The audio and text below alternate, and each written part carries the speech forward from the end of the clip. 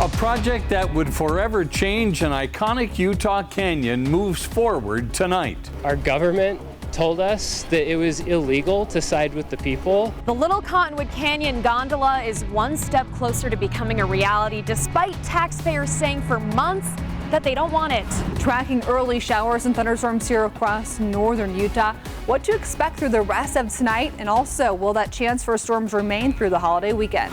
A building collapses as crews were working inside. The developing story from Holiday. Without her, it seems impossible to move on. A touching show of support after a tragic accident that killed a teen girl. Tonight, her family speaks to Fox 13 News.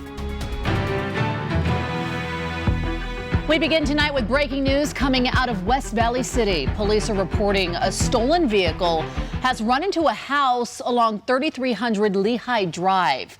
We do have a Fox 13 News crew on the way to the scene as we gather more information. We, of course, will keep you updated both on air and online at fox13now.com. Now to our other top story. The Little Cottonwood Canyon gondola is one step closer to reality. The Wasatch Front Regional Council has approved a widespread transportation plan. Good evening, everyone. I'm Bob Evans. And I'm Kelly Chapman. As Fox 13 News reporter Jenna Bree shows us, despite fierce resistance, the gondola plan keeps moving forward. Skiers, we're tired of talking about this over and over again. taxpayers, The estimated cost of this $1.5 billion gondola will be footed primarily by the taxpayer and benefit primarily to private skiers and their limited audience. even visitors keep saying no to the Little Cottonwood Canyon gondola. We got comments from every state in the country opposing this gondola.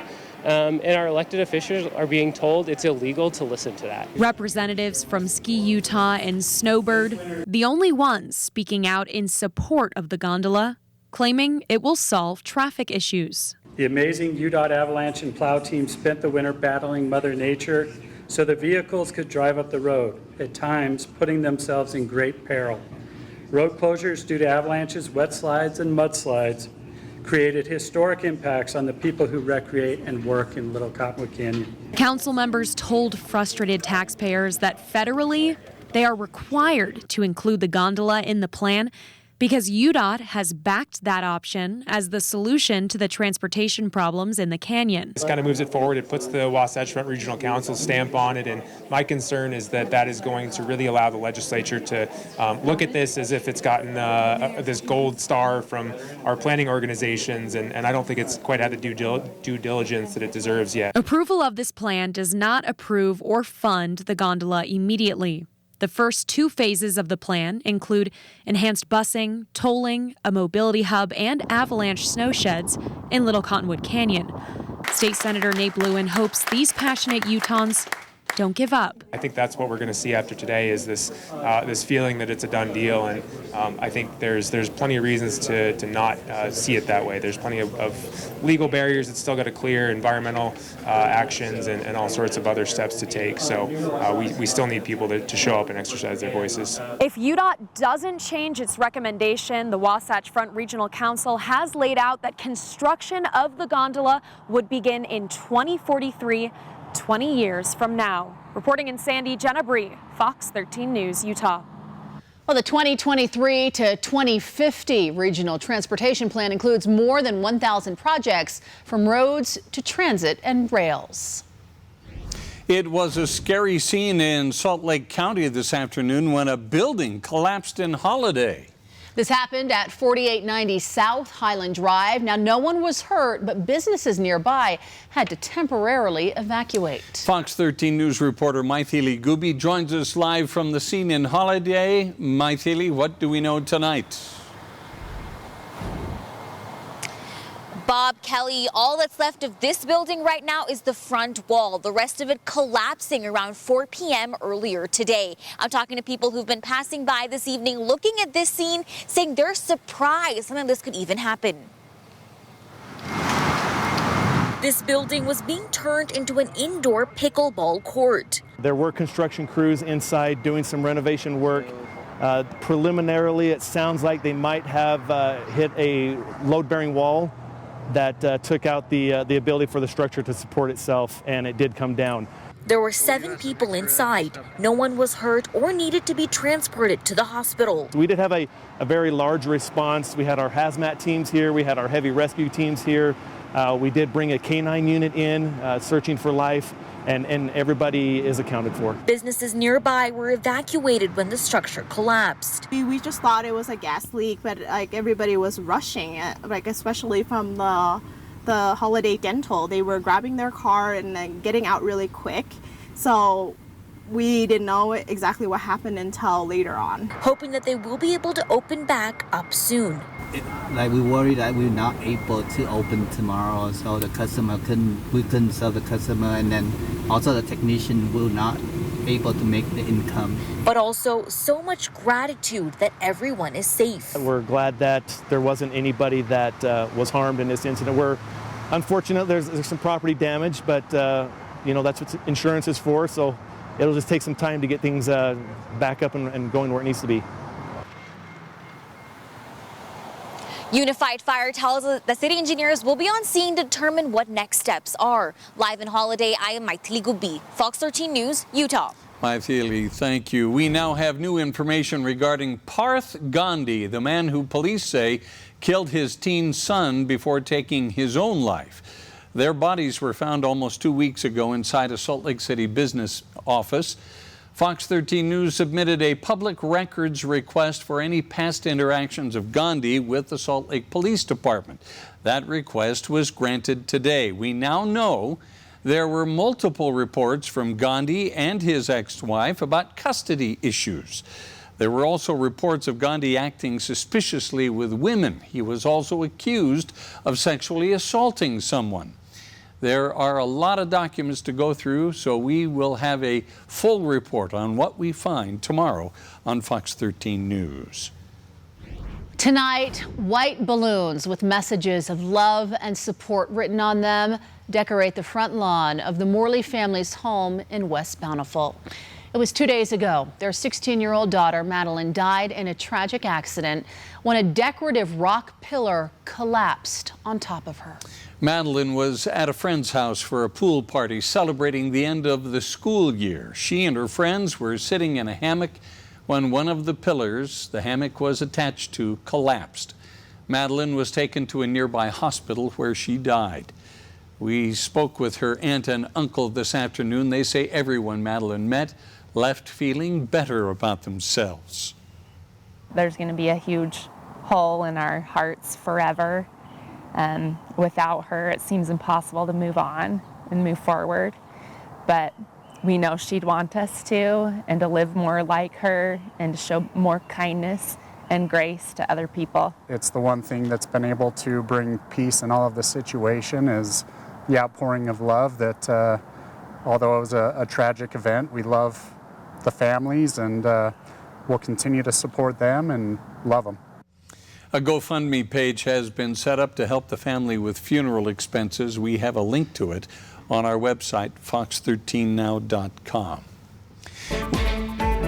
We continue to see the impacts of the melting snowpack and fast-moving water in Utah. In fact, the Nebo Loop Scenic Byway in Payson Canyon has seen a lot of flooding since Monday, and now the road has been washed out.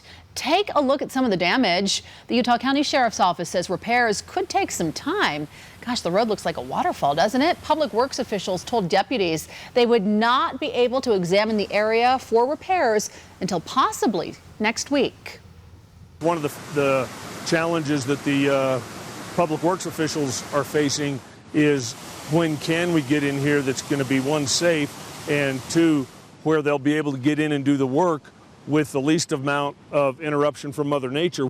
This is normally a very popular area where thousands of people recreate at 4 different campgrounds. So if you had plans for this area, officials say you should make other plans. And I know lots of people are looking at the calendar, looking at the weather with Memorial Day weekend. That's right. Here, practically. That's right. And with all the water on the ground, we also had a lot of water coming from the sky today, Allison. That's right. Take a look at this picture from the Ogden Raptors game tonight. Not sure if there ended up being a delay or not, but we had some mammatus clouds that formed across the Salt Lake Valley, further north along the Wasatch Front up in Ogden. Thank you to Jamie for sharing this picture. What a view from that stadium. We still have storms coming down right now across far far northern Utah, Tremont, and over towards Logan Canyon, just to your south right now, approaching Bear Lake and Garden City. We've got quite the storm on your doorstep right now. That's going to be a tough drive. Logan Canyon's already a tough area, but we're going to have some areas of low visibility and heavy rainfall about to move through. Through central Utah, a few areas of rain, but our strongest storms that were in Tooele County earlier this evening have since died down for you. So you are going to still see some areas of rain, but not as strong as what moved through a few hours ago. For the Wasatch Front, we're close to 60 degrees through the next couple of hours. Waking up tomorrow morning, Salt Lake 58. 55 for Ogden. For Provo, some isolated thunderstorms are possible overnight. Mid-50s, more on the rest of the weekend, and weather impacts coming up. Thanks, Allison. Well, the highly anticipated Delta Center sign is finally back up on the home of the Utah Jazz in downtown Salt Lake City. The last time the building was called the Delta Center was 2006. Now, for many Utahns, it brings back memories of the late 1990s when the Jazz made it to the NBA Finals not once, but twice, in 1997 and 98. Man, the whole city was alive, and there was a huge screen out front there, and those are really fond memories of heady days for the Jazz. The sign is now posted on the northeast side of the arena. The southeast side will have its sign by 3:30 tomorrow afternoon. A group comes together to help provide young Utah girls essential items in our schools. I talked with organizers of an important program behind getting feminine hygiene products in the hands of students for the summer. Plus, is your teen looking for a job this summer? There are many places hiring right now. I'll break down what you need to know before submitting that application. They're not necessarily curveballs, they're real world issues that people are going to encounter. And veteran firefighters trained to lead crews through Utah's wildfire season. We'll take you inside this rigorous exercise. State championships were earned in boys soccer and girls lacrosse. We'll have the highlights coming up.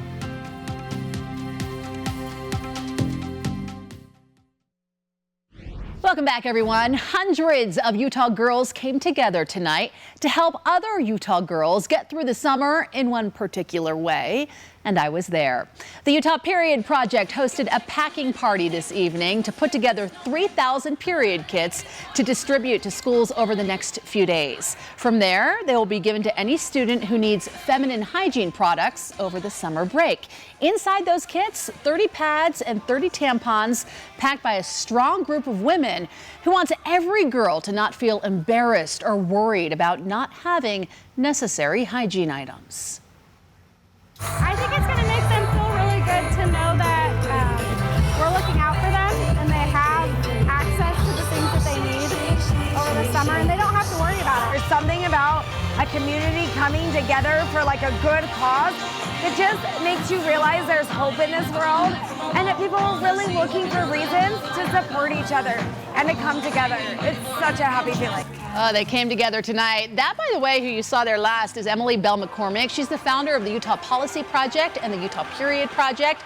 She told me that through their advocacy work and community champions all across the state, they work to get the legislature to pass funding to put period products in all Utah public and charter schools. The summer kits are an extension of their goal of ending period poverty. The Period Project is now calling on all businesses to join their movement and become a period-positive workplace and stock their bathrooms with essential feminine needs. To learn more, visit thepolicyproject.org. As school lets out for the summer, many older students will be looking for jobs. Experts say the job market for teens is as good as it ever has been. You work at Fizz? Yeah. And what do you do at Fizz? I make drinks and give desserts. Is this your first job? No. Lagoon will employ about 4,000 young people by the time the summer is over. They hire teens as young as 14 to work in food services, landscaping, and ticket sales. We also have a lot that do require you to be 16 or older, for example, being a ride operator. But even in our ride operations, we have 14 and 15-year-olds that may help assist people on and off rides. checking height requirements. Teens are more valuable than ever in terms of the job market. The job market would love to take as many teens as it can get. You know, you go to certain restaurants and it's, please be patient with us. We don't have enough workers. We don't have enough labor. What do you do? Law narration. And so you're not working during the summer? Oh, I already made my money. How much did you make? Around $3,000, but that's confidential. So. And we promise we won't tell anybody. Sam worked all through the spring doing lawn aeration so he would have time off during the summer. But that gives you an idea of how ripe the market is right now, especially for teens. And 14 is not too young to apply for a summer job. Wildfire season is starting and officials are issuing reminders to keep you safe, especially as families go camping. They say make sure your loose trailer chains don't drag on the ground and you stay on designated trails. Starting June 1st, it will be a closed fire season, meaning you have to have a permit for outdoor burning. Check with your local fire department for details on how to get one. The Bureau of Land Management, Unified Fire Authority, and Utah National Guard held a joint fire engine operator training at Camp Williams today. Crews learned suppression tactics, refined their readiness skills, and reviewed best practices for efficient engine operation. The training was mainly for 3rd and 4th year firefighters who are ready for that next step in leadership. When seconds matter, it's important to have that muscle memory. Crews say with all the fuel from the precipitation, wildfire season will likely start later, but it also means there might be more fuel to burn once it all dries out. Everything is so green right now. I love seeing all the different flowers in bloom. yeah. But here in Utah, when we live in the climate we do, all that green can turn to brown very, very quickly. Right, especially if we get a stretch without a lot of precipitation, very hot temperatures. And what we've seen tonight and what we're going to see over the next week will continue to be an active storm pattern. Let's go ahead and start with this amazing picture. Oh my goodness, seriously, stop what you're doing. I know you're getting ready for bed right now and you're so busy. This is an incredible picture taken by chance up at Bear Lake today. You can see a thunderstorm right over the lake. If you're ever out on a boat or a paddleboard and you see a storm that looks like this coming to the lake, I want you to get off the water because we're going to this weekend have more chances for these storms to continue developing here across the state and region, and they could impact your barbecues, your camping plans, and your boating this weekend. Now, as we'll go ahead and recap all of our flooding concerns here across the state, then I'll get you to our current situation in Utah. But Logan, you do have a flood warning for the Logan River. That was supposed to expire tomorrow. That's been extended through June 2nd. We continue the flood watch for Little Bear below Hiram Reservoir through mid-June. Corinne, we've got a flood advisory for the Bear River until further notice. Eastern Rich County through June 2nd, a flood warning along the Bear River. That's going to continue. Huntsville, you've got a flood warning for the South Fork of the Allegan River. That's through May 30th over towards the Uinta Basin.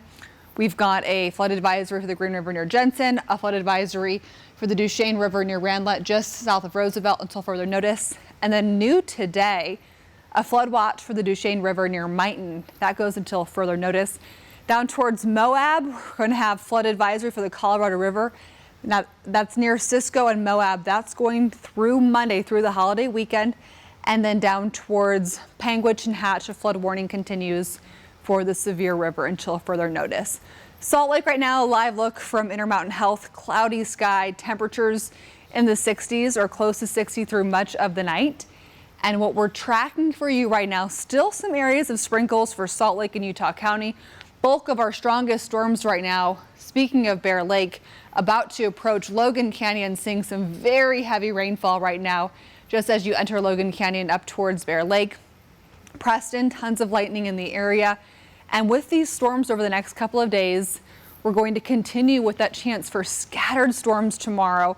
And with thunderstorms, you've got the chance for heavy rainfall, lightning, gusty conditions, and also hail. We've seen some hail here across the state today. Pea-size today. Yesterday, we even saw $half size hail near Tabiona, so over towards the western Uinta Basin. Temperatures right now here across the state, most of us close to 60 to 65. Tomorrow morning, we're about 50 to 60 as you wake up for a Friday morning starting a holiday weekend. Temperatures tomorrow into the mid-70s, more chances for scattered thunderstorms, with temps tomorrow across the state about 70 to 80, along with a breeze. St. George, 85 to 90 for the next week, looking like a 90 degrees just about for Memorial Day, and for the Wasatch Front, 75 to 85 degrees now through the next week, with chances for storms continuing over the next 7 days. We'll break it down for the holiday weekend coming up. We'll be right back.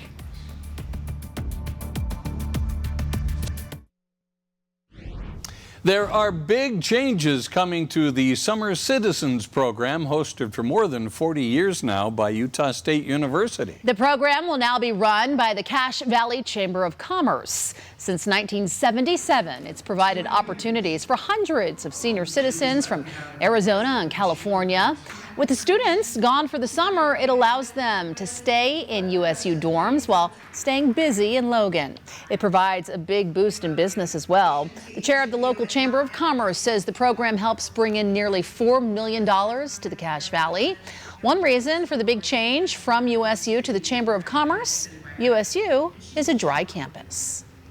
We have a brand new brewery in Logan, Prodigy Brewing, and they wanted to be a sponsor of this program, and they were turned away.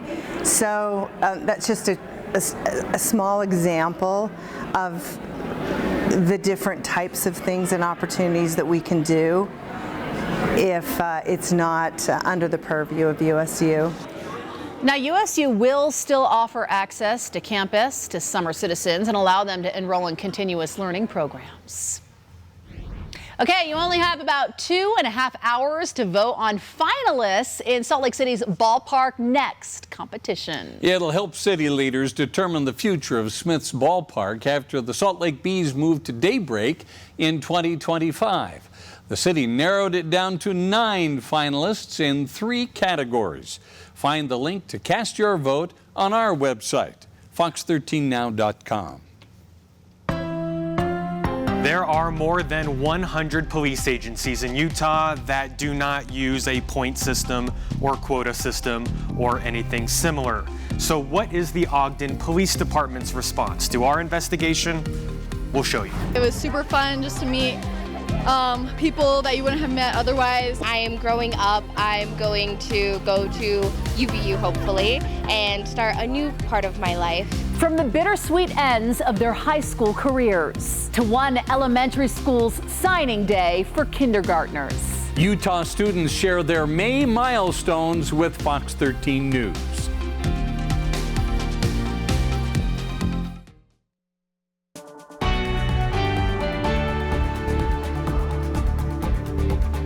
Tonight, a Fox 13 News investigation shows how more than 110 law enforcement agencies in Utah say they do not use a quota or point system to evaluate their officers. Now that is in sharp contrast to what we uncovered with the Ogden Police Department.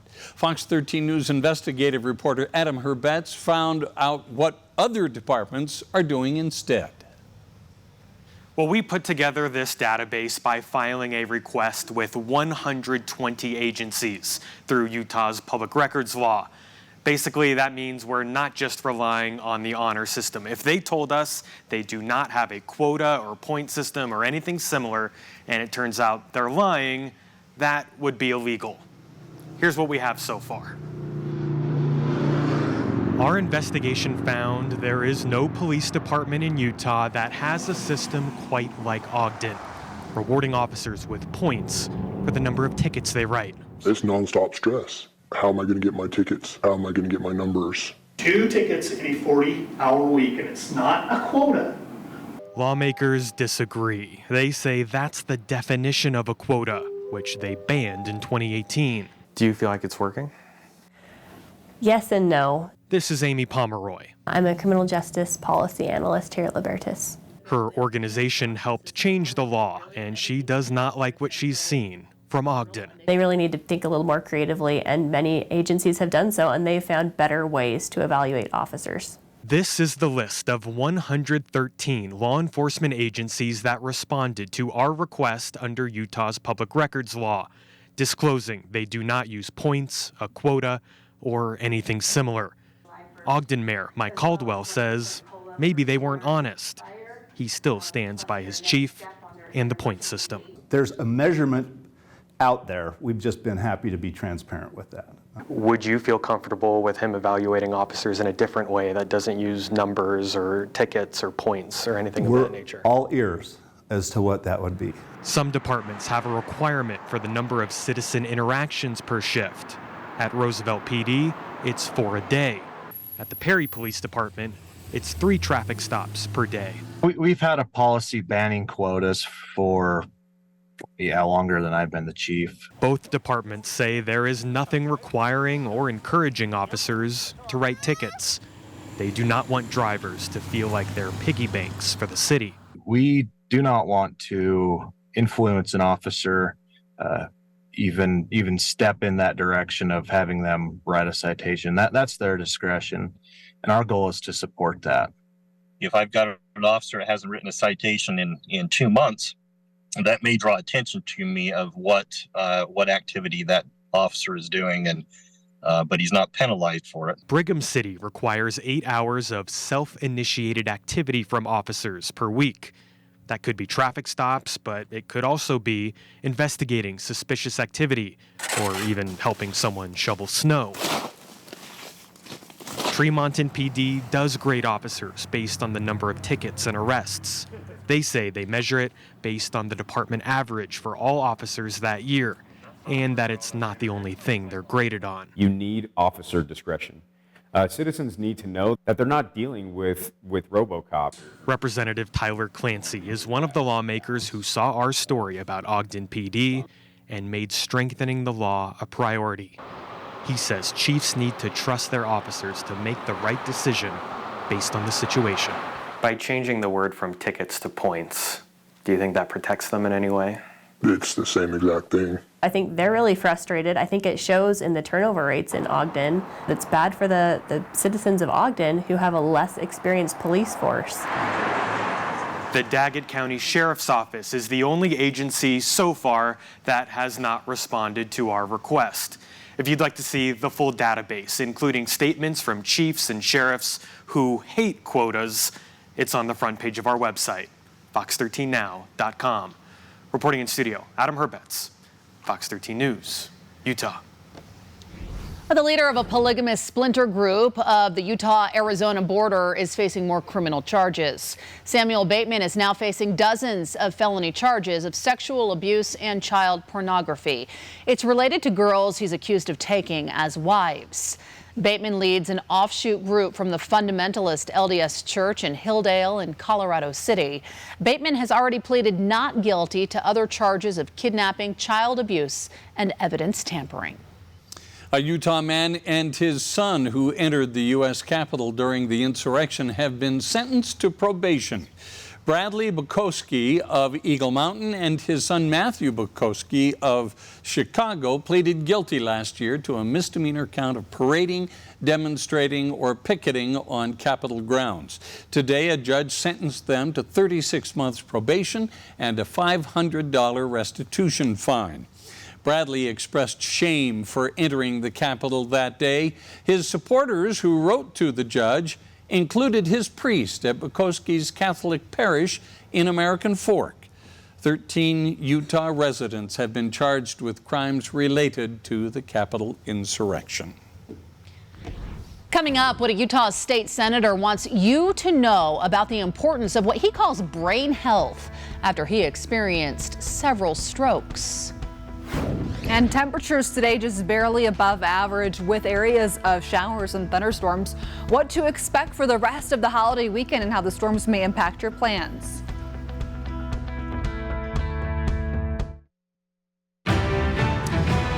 We have an update to breaking news in West Valley City. We've learned that a man has died after a stolen vehicle crashed into a house near 3300 South Lehigh Drive this evening. Take a live look at the scene right now. Police say they were pursuing a suspect in an unmarked car. Now, that car turned into a neighborhood from 3100 South Redwood Road. 3 suspects got out of the car. Police started to converge on them. The driver then got back into the vehicle and took off. The other 2 passengers did not. They both were arrested. Officers then used spike strips to try to stop the suspect. However, the suspect hit a police vehicle, then lost control and crashed into a man, 2 homes, and continued into a 3rd home's yard and into another vehicle. Now, after all of that, the suspect was finally taken into custody. Police say the suspects are all teens. This whole incident also prompted a natural gas leak, forcing people in 5 houses to evacuate. Again, a man is dead, and 3 people are in custody after a police chase in West Valley City tonight. That has led to the damage of several homes. We'll continue to follow this story, get more details for you, and update you as we learn more. Today, Governor Cox announced a new initiative that supports grieving children and boosts access to services. The Children's Collaborative for Healing and Support coordinated the Granite School District and other Utah agencies to help bereaved children. The goal of the new initiative is to help families with funeral benefits and state and local benefits. We know that in Utah, there's 1 in 15 children that will lose a parent to before the age of 18, and to build a coalition of nonprofit, philanthropic, and government support so that no child or family has to go through their grief journey without support, and that support includes financial support. For the first time, when families submit back-to-school paperwork this year, they'll be asked whether the student has recently experienced the death of a caregiver or sibling. Officials say knowing which children are dealing with a caregiver's death is the first step in connecting them to resources. A state lawmaker wants to bring more awareness to the health of our brains. He's speaking from firsthand experience. State Senator Daniel Thatcher suffered a series of strokes, but he says quick intervention helped him. He's now urging others to pay attention to symptoms. He also wants people to talk about overall brain health just as we do physical health. The average person is not going to be able to know the difference between a mental illness, a mental health episode, substance use disorder. Someone who's having a stroke could display symptoms of any of those things. Someone who has had a traumatic brain injury could display any of those things. Someone with Alzheimer's or dementia. So using the term brain health is kind of a more encompassing that doesn't require the ability to diagnose. And also it kind of takes some of the stigma away. Senator Thatcher is back on Utah's Capitol Hill, chairing committees, and says that he now feels 100%. Coming up, these Utah high school graduates reflect on their youth and their future as adults. We'll show you. The Boston Celtics and the Dallas Stars both faced elimination tonight. Did they survive to see another day? And we have state soccer and lacrosse state championship games. Some great goals. The highlights are on the way.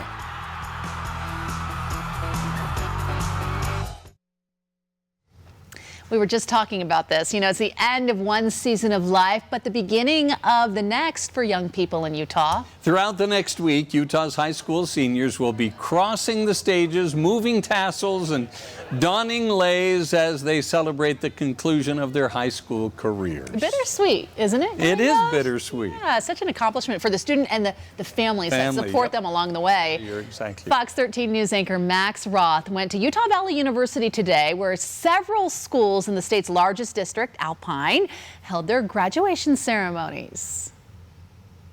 Today, what is ending and what is starting? I feel like a chapter of my life is ending. I am growing up. I'm going to go to UVU, hopefully. I am sad that the part of my life where I'm more able to be a kid and goof off a little bit more is ending, but I'm really excited to see what the future holds. Sometimes people say, oh, the best years of my life are over.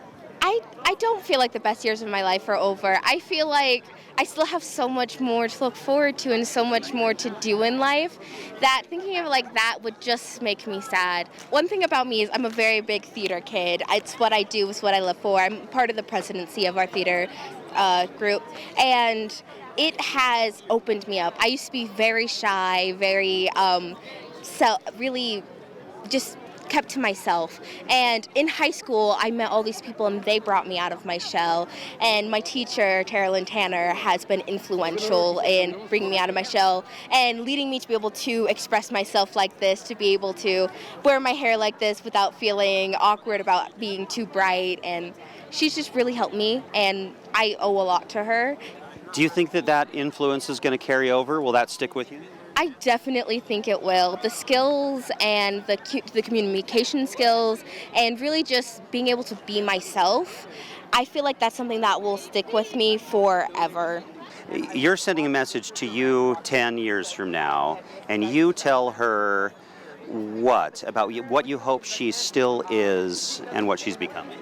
I hope that me in the future, I hope that you are still as brave and have such a thirst for life and just the bravery to do what you want and the courage to go out and not care about what other people think about you, but just to be genuinely and unapologetically yourself.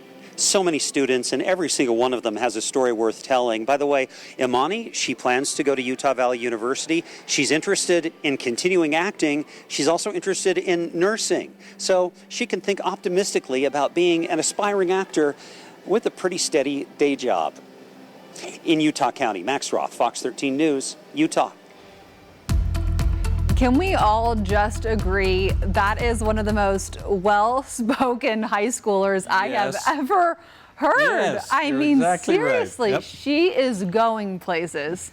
And I know a lot of you are wondering about the storm pattern that we've been in. Seems like an early monsoon start. We are getting these storms, but they've been so isolated that when we take the overall amount of water that we're receiving at one particular location, this one is from Salt Lake City. That's where we have all of our records for Salt Lake at the airport. So we've only had about 0.39 inches of rain this month, and that's below average for this particular month. But as we look at our water year, since October 1st, we are still trending above normal. So we've had 13.85 inches of water. A normal at this point from October 1st until now would be 12.12. So temperatures are going to remain pretty comfortable the next couple of mornings. We still have a little bit of rain right now coming down Logan Canyon, but the rain has died down in the last 45 minutes. Stronger storms now up into Idaho. We're still seeing a little bit of lightning in eastern Tooele County, but a little bit of snow still coming down up in the UNS. Check whatever route you are planning on taking this weekend. If you're doing any camping, if you're trying to get up over an area like Guardsman Pass, things that aren't open yet, check and make sure whatever routes you're planning on driving this weekend are open if they're in the higher terrain. Precipitation chances for Salt Lake, Provo, and Ogden ballooning up again tomorrow. We're going to see widely scattered storm chances after lunchtime. Wind gusts still breezy right now in Logan at about 30 miles per hour. And then temperatures tomorrow rising to about 70 to 75 for much of the state. For Ogden, you've got scattered storms on Saturday, but isolated to widely scattered Friday, Sunday, and Memorial Day. For Provo, you've got chances for rain Friday, Saturday at widely scattered, and then isolated for Sunday and Memorial Day. And then for St. George, you have a dry 7-day forecast. We look at temperatures in St. George over the next week, 85 to 90. Memorial Day, partly cloudy, 91. And for Salt Lake, scattered rain and thunderstorms for us Friday, Saturday, isolated Sunday through Tuesday, and then into the mid-80s next week with widely scattered storms, with temperatures remaining above average for northern Utah through the first week of June. The weather played a role in the 5A and 6A boys state soccer championship games. Syracuse and Skyridge scoreless at the half in the 6A final. Reich and Hamblin sent the ball in, and Easton Cragen rose up to head it into the back of the net for the Syracuse goal, 1-0 Titans. A few minutes later, Jack Cook heads it forward, and Riker Smith put it in for another Titan goal. Syracuse won it 2-0. The 12th seeded Titans got hot at the right time to win the 6A state championship.